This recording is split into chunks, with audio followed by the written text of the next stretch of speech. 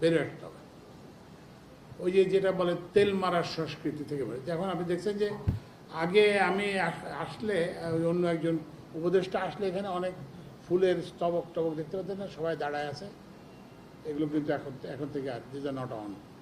তারপরে এই যে আমি ওখানে আমরা এসার আশেপাশে, শুধু আমি বলে না, নতুন যারা উপদেষ্টা আসছেন, তো আমরা একটা রক্তের ইয়ের উপর দিয়ে আসছি সরকার, তো আমাদের পক্ষে তো এই ধরনের এটা সাজে না।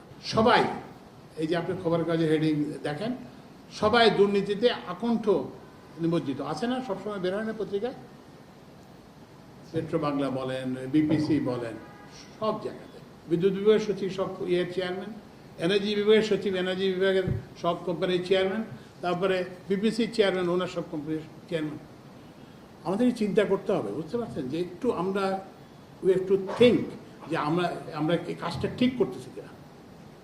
এবং আমি আপনাদেরকে সাংবাদিকদের মাধ্যমে এটা জানিয়ে দিতে চাই যে আমরা অচিরেই এইসব যারা যেসব বিদ্যুৎ এবং জ্বালানি খাতে যেসব কোম্পানি আছে সেগুলোর চেয়ারম্যান আমরা বদলে দেব।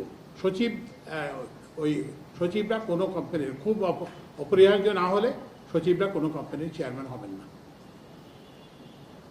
তো ওই জন্যই মানে আমি তো আপনাদেরকে আমি ওই যে সরকারের এই যে নথির আমি তো গোপনীয়তা রক্ষায় প্রতিশ্রুতিবদ্ধ। যেখানে হাত দিচ্ছি একটা করে অনিয়ম পাচ্ছি, যেখানে হাত দিচ্ছি একটা করে অনিয়ম পাচ্ছি, যেখানে হাত দিচ্ছি একটা করে অনিয়ম পাচ্ছি।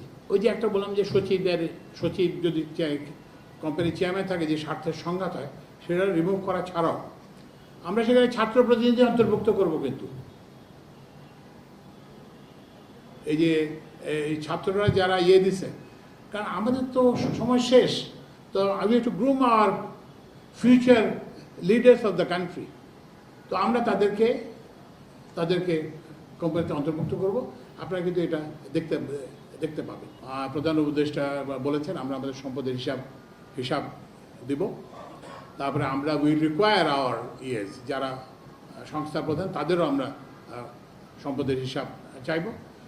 এখন আমি বলতে পারছি না, কারণ আমি তো দিই নেই। তা আমি যদি ওনাকে বলি যে সচিব সাহেব আপনার সম্পদের হিসাব বলেছেন, স্যার আপনি দিয়েছেন স্যার, তো ওই জন্য আমরা করবো। এবং আমরা আশা করব আমাদের যারা সচিব, আমাদের যারা উচ্চপদস্থ সংস্থা প্রধান, তারাও কিন্তু সেই দৃষ্টান্ত অনুসরণ করবেন। এবং সেই দৃষ্টান্ত যদি অনুসরণ না করেন, তাহলে কিন্তু আমরা তাদেরকে বদলাতে বাধ্য হব। আপনি যতই দক্ষ হন না কেন, কারণ আপনি দুর্নীতি বা দক্ষ হতে পারেন।